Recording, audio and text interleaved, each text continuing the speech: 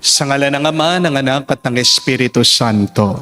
Amen. Sumainyo ang Panginoon. At sumaiyo rin. Mga kapatid, lahat tayo ay tinatawag. Pero hindi naman lahat ng tawag ay galing sa Diyos. Tinatawag ka minsan ng barkada mo para kayo'y mag-inuman, magliwaliw. Tinatawag ka ng trabaho mo, mag-overtime. Tinatawag ka ng tiyan mo para kumain. Tinatawag ka ng masama, tinutokso ka. Pero isa lang ang tawag na makakapagpuno sa atin ng kapayapaan. Isa lang ang tawag na magbibigay sa atin ng pagpapala. Isa lang ang tawag na maghuhubog sa atin para tayo maging pagpapala sa iba. Walang iba kung hindi ang Diyos. Aminin natin na madalas bingi tayo sa tawag ng Diyos. Dahil masyado nating pinakikinggan ang tawag ng mundong ito. Kaya naman sa mga pagkakataon na kung saan alam natin na tayo tinatawag pero hindi tayo sumunod sa Kanya, tayo magpakumbaba, humiling muli ng awa at pagpapatawad ng Diyos. Inaamin ko Sa makapangyarihang Diyos at sa inyo mga kapatid, na luba akong nagkasala sa isip, sa salita, sa gawa, at sa aking pagkukulang. Kaya sinasamo ko sa mahal na Birheng Maria, sa lahat ng mga anghel at mga banal, at sa inyo mga kapatid, na ako'y ipanalangin sa Panginoong ating Diyos. Kawaan tayo na makapangyarihang Diyos, patawarin tayo sa ating mga kasalanan, at patnubayan tayo sa buhay na walang hanggan. Amen. Panginoon, kaawaan mo kami. Panginoon, kaawaan mo kami. Kristo, kaawaan mo kami. Kristo, kaawaan mo kami. Panginoon, kaawaan mo kami. Panginoon, kaawaan mo kami. Manalangin tayo. Ama namin makapangyarihan, pakundangan sa pagpapakumbaba ng anak mong masunurin, ibangon mo sa pagkadapa ang sangkatauhang maswayin. Ipagkaloob mo sa amin ang banal na kagalakan, upang kami sinagip mo sa pagkaalipin ay magkamit ng iyong ligayang walang katapusan.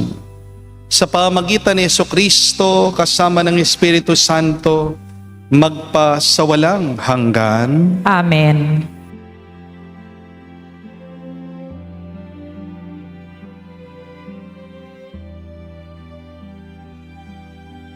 Pagbasa mula sa aklat ni Propeta Oseas. Ang Israel ay tulad ng punong ubas na mayabong at hitik ng bunga. Habang dumarami ang kanyang bunga, dumarami naman ang itinatayo niyang dambana. Habang umuunlad ang kanyang lupain, ay lalo nilang pinagpapala ang mga haliging sinasamba nila. Marumi ang kanilang puso. Ngayon dapat nilang pagdusahan ang kanilang kasamaan.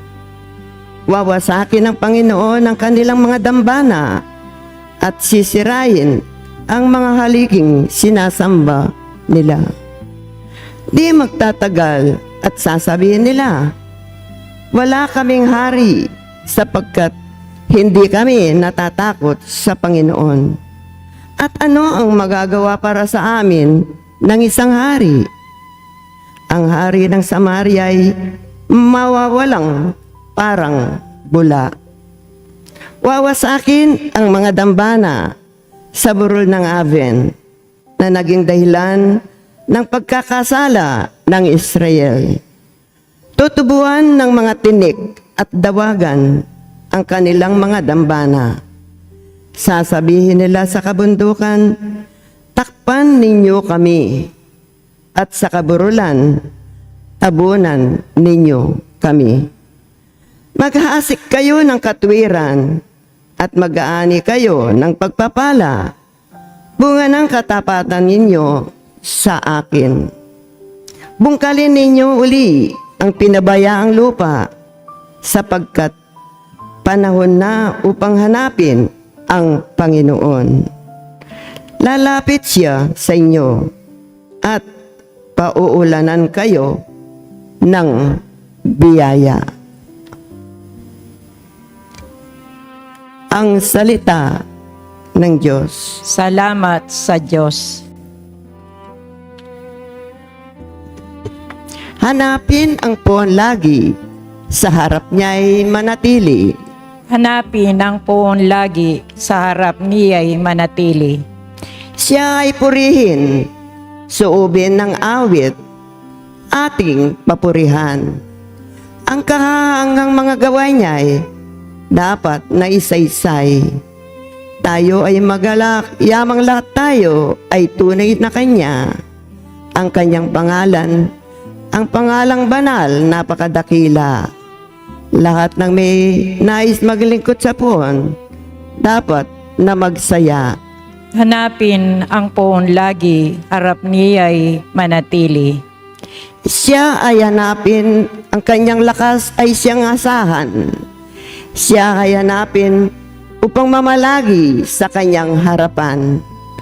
Ating kunatayin ang kahanga-hanga niyang mga gawa, ang kanyang paghatol, gayon din ang kanyang ginawang himala. Hanapin ang poon lagi, sa harap niya'y manatili. Ito'y nasaksihan ng mga lipit anak ni Abraham, gayon din ang lahat ng anak ni Jacob na kanyang hinirang. Ang Panginoong Diyos ay ang Panginoon. Siya ang ating Diyos. Sa kanyang paghatol ay ang nasasaklaw, buong sansinukob. Hanapin ang poon lagi, sa harap niya'y manatili.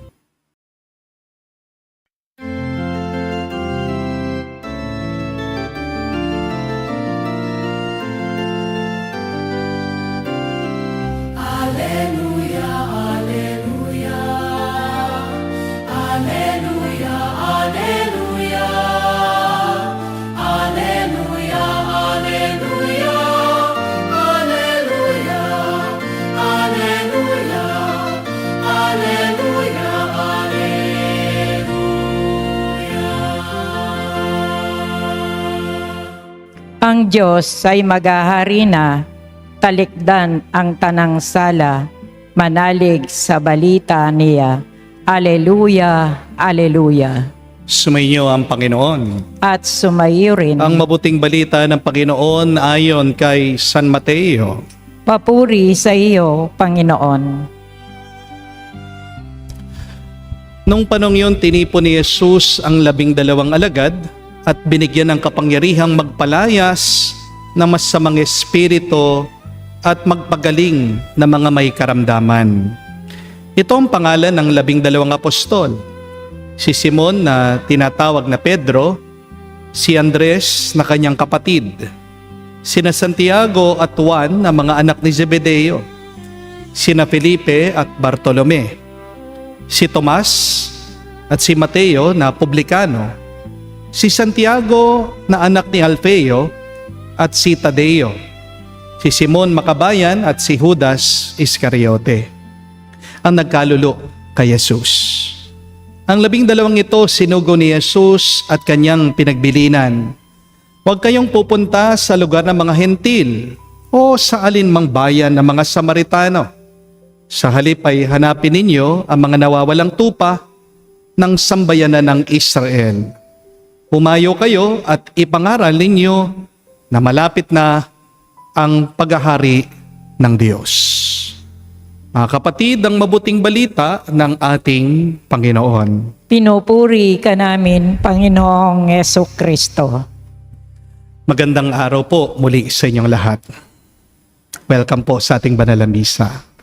Meron pong isang scholar o eksperto sa Biblia. Ang misa nagsabi, kung mag-a-apply daw po ang 12 apostol sa pagkapari, malamang karamihan sa kanila hindi po matatanggap, hindi po matatapos sa pagkapari. Bakit? Dahil lahat daw po sila ay may sabit. Lahat sila ay may kahinaan. Lahat sila ay may masamang nakaraan. Isa-isahin po natin. Si San Pedro, mainitin ang ulo. Padalos-dalos, 3 beses nga, di ba? Pinagkanulo niya, dininay niya ang ating Panginoong Hesukristo.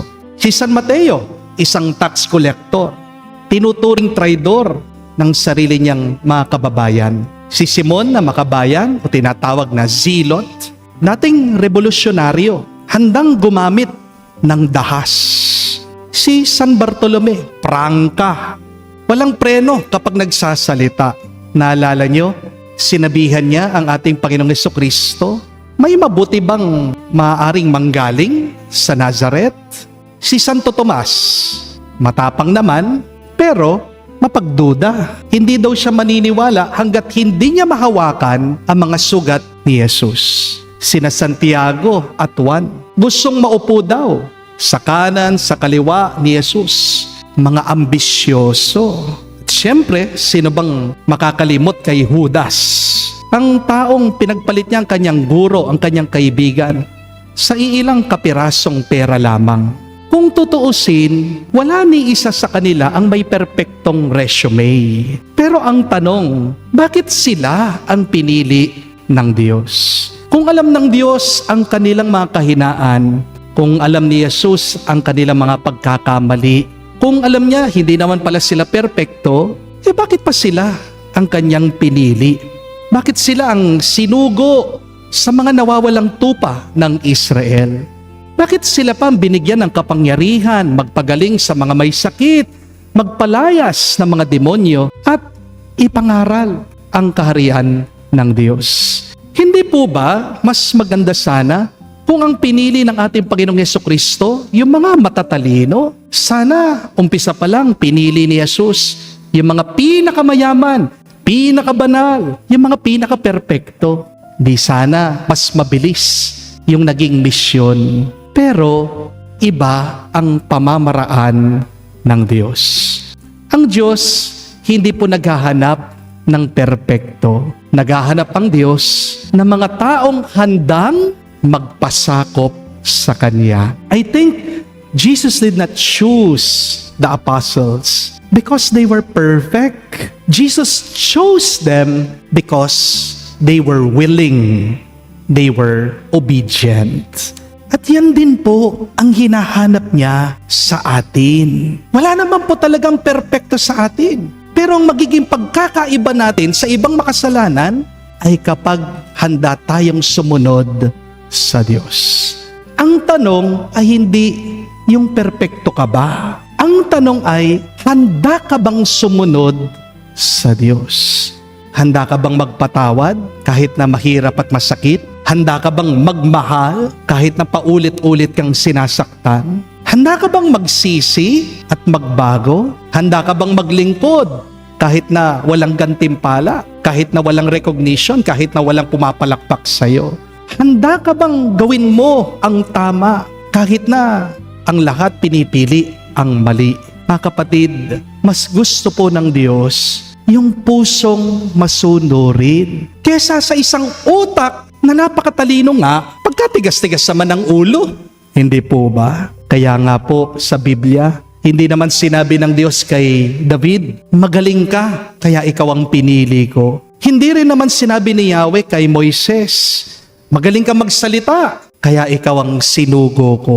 Sa katunayan nga po, kung babasahin yung Biblia, nauutal pa nga si Moises kapag nagsasalita eh. Hindi rin sinabi ng Diyos kay Jeremias, matanda ka na, kaya bagay kang maging propeta. Bata pa nga po si Jeremias noon, nung pinili siya ng Diyos na maging propeta. Hindi rin po sinabi ng Diyos kay Gideon, matapang ka, kaya ikaw ang pinili ko. Kabaliktaran nga eh, matatakutin si Gideon. Ang pinili ng Diyos ay yung mga taong nagsasabi, Panginoon, narito ako. Kapatid, tandaan niyo ito.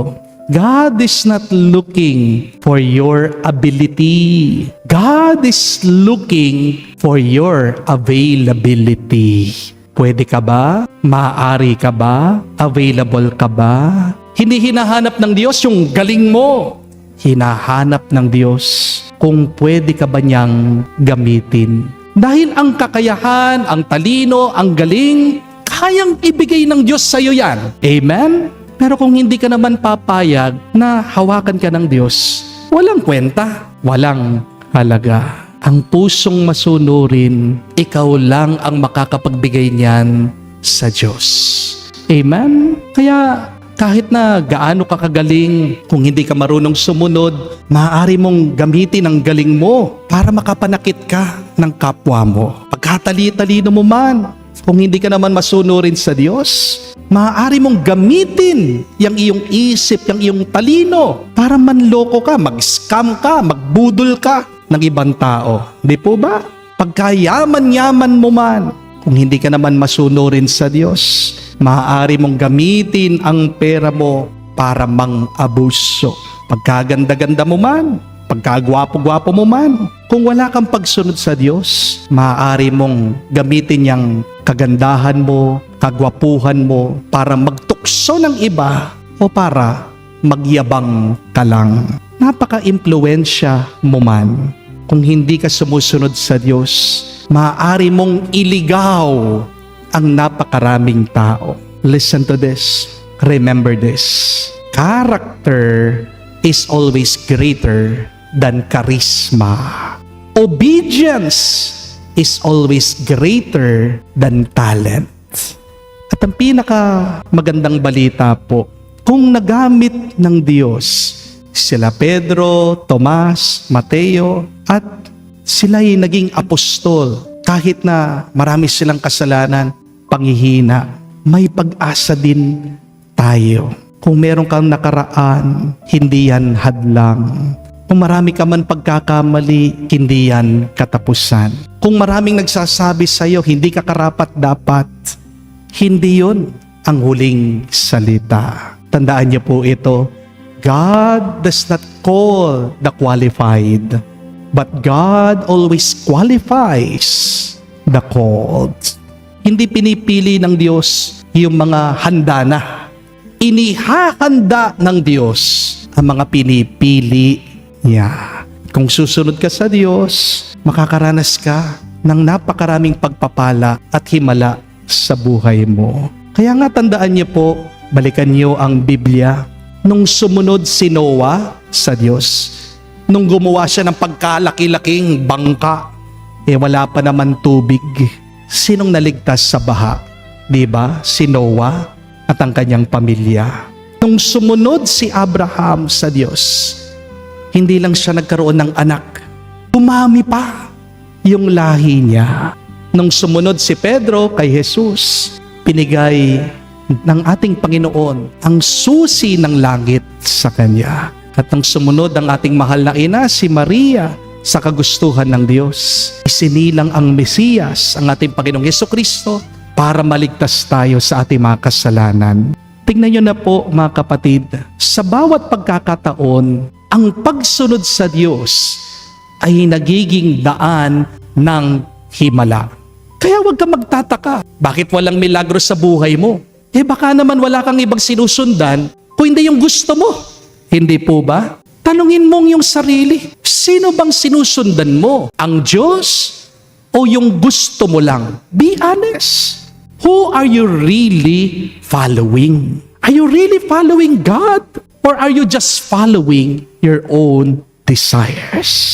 Ihatandaan po natin, God's miracles are often hidden behind simple acts of obedience. Yung mga hinihingi ng Diyos sa iyo, hindi naman mahihirap Yung tawag ng Diyos sa iyo, simple lang. Pero bakit nagiging pabigat? Kasi inaayawan mo siya. Amen? Bakit napakahirap sa iyo? Kasi hindi mo binibigay ang puso at loob mo sa Kanya. Before God changes your situation, God will first ask you, will you follow me?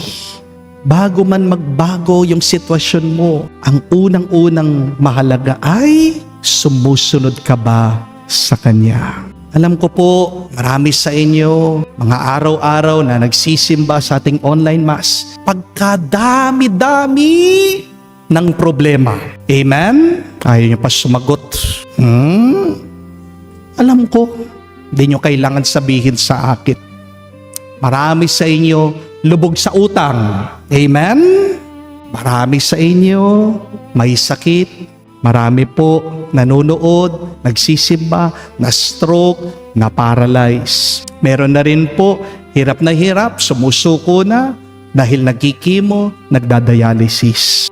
Meron din po mga kapatid natin, OFW, homesick na sa abroad, gustong umuwi sa Pilipinas. Meron din po sawa na, suko na, gusto makipaghiwalay sa kanilang mga asawa kasi paulit-ulit na lang yung pagkakasala nila. Minsan ang dami po nagtatanong, kaya pa bang baguhin ng Diyos ang aking sitwasyon? Ang sagot po dyan, oo naman. Amen? Pero ang mas mahalagang tanong ay, payag ka ba na baguhin ng Diyos ang buhay mo? Kasi ang daming gustong gumaling, pero ayaw naman nilang baguhin yung diet nila. Amen? Bawal na yung Coke, bawal na yung chicharo, bawal na yung maraming kanin, bawal na pagkain ng matatamis, ng chocolate. Ano yung sinasabi? Father, pagdasal mo na lang ako. Walang magbabago. Hindi po ba? Kung hindi mo babaguhin ang sarili mo. Amen? Ang dami gusto nilang maayos ang kanilang relasyon. Ayaw naman nila magpatawad. Ayaw naman nilang iwan yung nakalipas. Di po ba? Ang dami gustong makabayad ng utang. Ayaw naman baguhin yung paraan ng paggastos nila. Hindi po ba? Kaya walang nagbabago kasi matigas ang ulo. Kaya walang nagbabago kasi matigas din ang puso. Hindi lang po ang isip natin ang nag-iisip. Hindi lang po ang utak natin ang may isip. Tandaan niyo po, pati ang puso nag-iisip. Kaya nga nag-aaway yung dalawang yan Hindi po ba? Baguhin mo ang pag-iisip mo.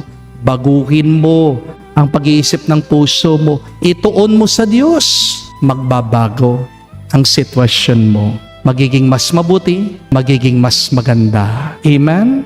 Mga kapatid, tandaan niyo po ito. Basta't may willingness, darating ang grace. Kapag may obedience, susunod ang blessing. Kapag binigay mong oo mo sa Diyos, siya nang bahala, gagawin ang lahat ng bagay para mas mapabuti ang iyong sitwasyon ngayon. Huwag mong kalimutan, hindi hinahanap ng Diyos ang mga perpekto. Ang hinahanap lang niya ay yung pusong handa na magsabi, Panginoon, narito ako. Panginoon, handa ako, hubugin mo. At ipahayag mo ito. Sumunod ka sa Kanya, araw-araw at mararanasan mo. Mapupuno ka ng pagpapala at makakaranas ka pa ng himala ngayon hanggang sa magpa sa walang hanggan. Amen. Tumayo po tayo, alay po natin sa Diyos ang ating mga dasal at panalangin. Ating sabihin, Panginoon, dinggin mo kami. Panginoon, dinggin mo kami. Yaong mga tinawag sa simbahan upang mamuno sa sambayanan ng Diyos, naway maging matapang sa pagpapahayag ng Ebanghelyo ni Jesucristo saan mang bahagi ng daigdig. Manalangin tayo sa Panginoon. Panginoon, dinggin mo kami. Ang mga naghahangad na makita ang Diyos, naway makatagpo ng kaliwanagan ng diwa at makatugon ng buong puso sa paanyaya ng Diyos na makapiling siya. Manalangin tayo sa Panginoon. Panginoon, dinggin mo kami. Ang mga kabataan naway makilala ang tinig ni Kristo na tumatawag sa kanila sa buhay paglilingkod. Manalangin tayo sa Panginoon. Panginoon, dinggin mo kami. Sa katahimikan po ng ating puso, banggitin natin, sabihin natin sa Diyos ang ating mga personal na pangangailangan. Makalangit na Ama, sa iyong pagtawag sa amin sa pang-araw-araw naming buhay, Hayaan mong bigyan kami ng iyong espiritu ng lakas upang bigkasin ang mga katagang. Panginoon, narito ako, nakahandang sundin ang kalooban mo. Hiniling namin ito sa pamagitan ni Kristo, aming Panginoon. Amen. Manalangin kayo mga kapatid, para ang ating mga paghahain ay kalugdan ng Diyos, amang makapangyarihan. Tanggapin nawa ng Panginoon itong paghahain sa iyong mga kamay, sa kapurihan niya at karangalan, sa ating kapakinabangan at sa buong sambayanan niyang banal. Ama naming lumikha, ang paghahain namin sa iyong ngalan ay siya nawang sa amin dumalisay, upang ito ay maging pagganap araw-araw ng aming paglipat sa buhay sa kalangitan. Sa pamagitan ni Jesucristo kasama ng Espiritu Santo, magpa sa walang hanggan. Amen. Sumainyo ang Panginoon. At sumaiyo rin. Itaas sa Diyos sa inyong mga puso at diwa. Itinaas na namin sa Panginoon. Pasalamatan natin ang Panginoong ating Diyos. Marapat na siya ay pasalamatan. Ama namin makapangyarihan, tunay nga marapat ikaw ang aming pasalamatan. Kinalugod mong likhain ang sanlibutan na iyong pinagbabago at dinarangal sa pamagitan ng iyong anak na kinalulugdan. Kaya't utang na loob ng iyong mga tinatangi at ng mga banal na kapiling mo lagi ang iyong pag-iliw at pagkakandili. Kaya kaisa na mga anghel nagsisiawit ng papuri sa iyo nang walang humpay sa kalangitan. Kami nagbubunyi sa iyong kadakilaan.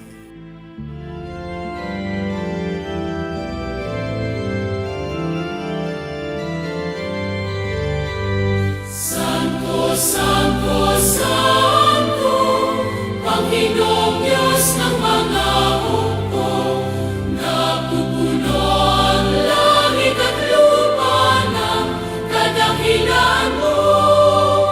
Hosana, Hosana, sa kainasan, pinagpalang na paririto sa ngalan ng Panginoon.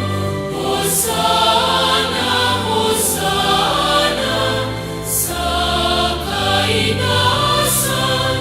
Hosana, Hosana, sa kainasan.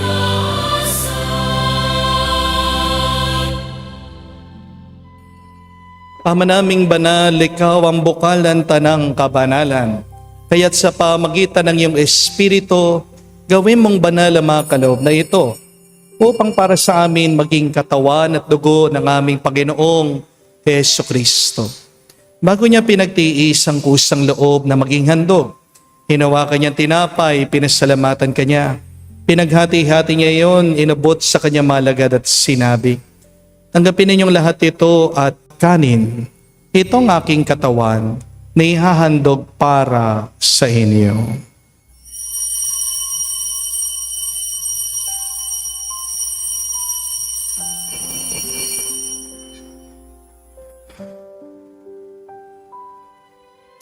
Gayon din naman na matapos ang hapunan, hinawakan niyang kalis. Muli kanyang pinasalamatan. Nabot niya ang kalis sa kanyang malagad at sinabi, "Tanggapin ninyong lahat ito at inumin. Ito ang kalis ng aking dugo, ng bago at walang hanggan tipan. Ang aking dugo na ibubuhos para sa inyo at para sa lahat, sa ipagpapatawad ng mga kasalanan. Gawin ninyo ito sa pag-alaala sa akin."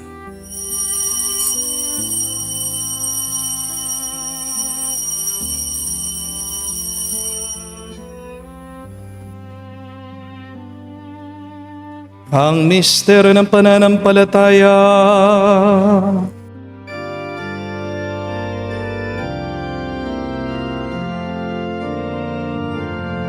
Si Kristo ay namatay, si Kristo ay nabuhay,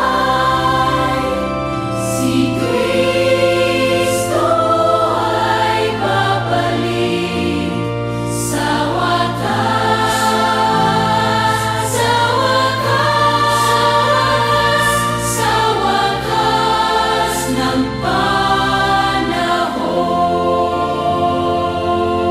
Ama, ginagawa namin ngayon ang pag-aalaala sa pagkamatay muling pagkabuhay ng iyong anak. Kaya tinialay namin sa iyong tinapay nagbibigay buhay at ang kalis sa nagkakalob ng kaligtasan. Kami nagpapasalamat dahil kami yung minarapat na tumayo sa harap mo para maglingkod sa iyo. Sinasamo namin kami magsalo-salo sa katawan at dugo ni Kristo ay mabuklod sa pagkakaisa sa pamagitan ng Espiritu Santo. Ama, lingapin mong iyong simbahan, laganap sa buong daigdig. Puspusin mo kami sa pag-ibig. Kay San Leon ang aming Santo Papa, si Florentino aming Arsobispo ng Tanang Kaparian. Alalahanin mo rin ang aming mga kapatid na nahimlay, may pag-asang sila'y muling mabubuhay. Gayon din naman lahat ng mga pumanaw. Kawan mo't sila't patuloyin sa iyong kaliwanagan. Kawan mo't pagindapatin kaming lahat. Makasalo sa iyong buhay na walang wakas. Kaisa na mahal na Birhen Maria, Ina ng Diyos. Kaisa ni San Jose, ang kanyang maluwalhating esposo. Kaisa ng mga apostol, lahat ng mga banal na namuhay dito sa daigdig na kalugod-lugod sa iyo. May pagdiwang nawa namin ang pagpupuri sa ikararangal mo sa pamagitan ng iyong anak, aming Panginoong Jesucristo. Sa pamamagitan ni Kristo, kasama niya at sa Kanya, lahat ng parangal at papuri ay sa iyo, Diyos Ama, makapangyarihan, kasama ng Espiritu Santo, magpasawalang hanggan.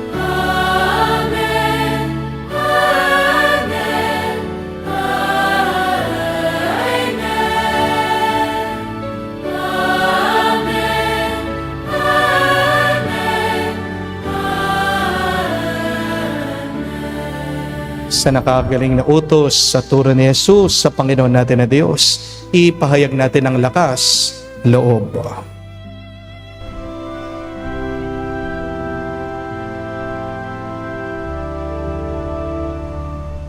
Ama namin, sumasalangit ka, sambahin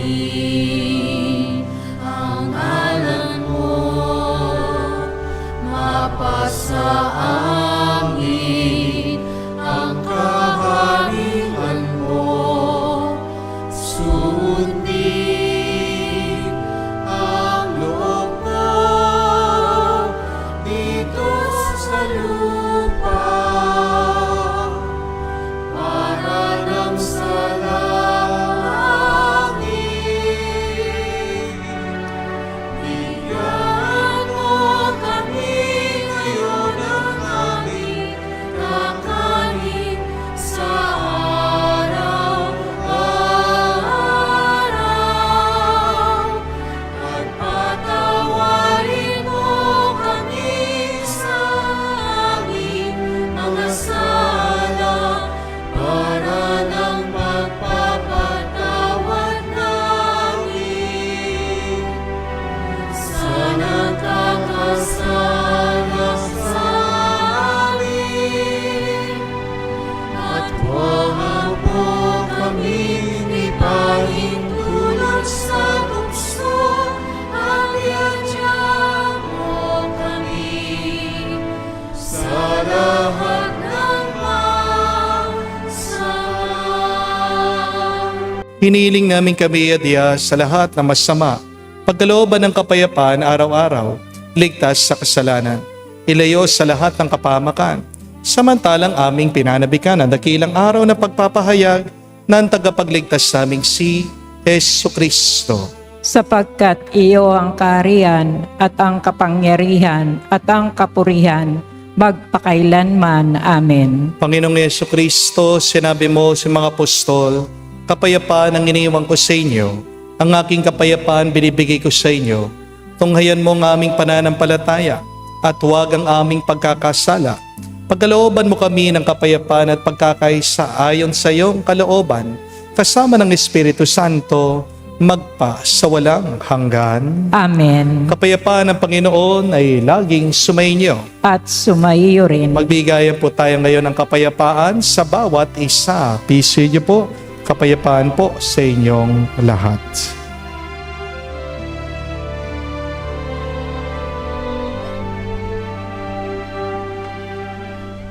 Kordero ng Diyos na nag-aalis ng mga kasalanan ng sanlibutan, maawa ka sa amin.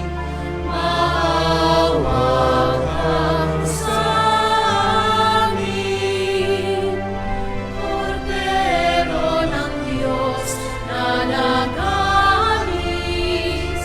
ng mga kasalanan ng sanlibutan, maawa ka sa amin. Maawa ka sa amin. Kordero ng Diyos na nag-aalis ng mga kasalanan ng sanlibutan, ipagkaloob mo sa amin ang kapayapaan. Mga kapatid, naririto ang ating Panginoong Jesucristo, ang Kordero ng Diyos. Siya nag-aalis sa mga kasalanan ng sanlibutan. Mapalad tayong lumalapit sa piging ng Kordero. Panginoon, hindi ako karapat-dapat na magpatuloy sa iyo, ngunit sa isang salita mo lamang ay gagaling na ako.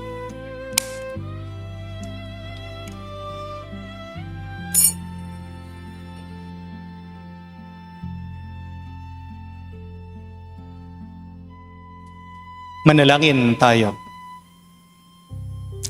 Ama namin mapagmahal, kami yung pinapakinabangan ay loobin mo laging lumingon sa pinanggalingan na tinanggap namin ngayon para pagsaluhan sa pamagitan ni Jesucristo kasama ng Espiritu Santo magpa sa walang hanggan. Amen. Mga kapatid, tandaan niyo po na hindi tinatawag ng Diyos sa mga perpekto, pero ang mga tinawag niya na tumalima sa Kanya, sumunod sa Kanya, nagpasakop sa Kanya, ay ginagawa niyang perpekto. Pagkagaling-galing mo man, pagkatali-talino mo man, pagkatalent-talentado mo man, kung hindi ka susunod sa Diyos, kung hindi ka magpapakumbaba sa Kanya, walang halaga ang iyong talino. At ang mga hindi nagpapasakop sa Diyos ay nagiging mga kaaway ng Diyos. Remember that Satan, Lucifer, was one of the highest perfect angels in the army of God. Pero dahil hindi siya sumunod sa Panginoon, ano nangyari sa kanya? Siya'y naging masama. Kapag hindi ka nagpapasakop sa Diyos, ikaw ay napapasama. Pero kapag ikaw ay nagpakumbaba, sumunod sa Kanya, kahit na hindi ka perpekto, diyan nag-uumpisa ang mga pagpapala at milagro sa buhay mo. Hindi hadlang ang kasalanan mo. Hindi hadlang ang iyong mga pagkakamali. Hindi hadlang ang mga masakit mong nakaraan. Nagiging hadlang lang yan kung hindi ka lumalapit at sumusunod sa kagustuhan ng Diyos. Dahil kaya ka pang hubugin, baguhin ng Diyos. Ang tanong, gusto mo ba? Hari naway ang ating panalangin ngayon ay, Panginoon, narito ako, handang sumunod sa iyo. At makikita mo, gaganda, magbabago, at magiging mas mabuti ang iyong buhay. Sumainyo ang Panginoon. At sumayo rin. At kayo'y basbasan ng Diyos, makapangyarihan sa lahat, sa ngalan ng Ama, ng Anak, ng Espiritu Santo. Amen. Ang ating misa'y natapos na. Pumayo kayo sa kapayapaan ni Kristo. Salamat sa Diyos.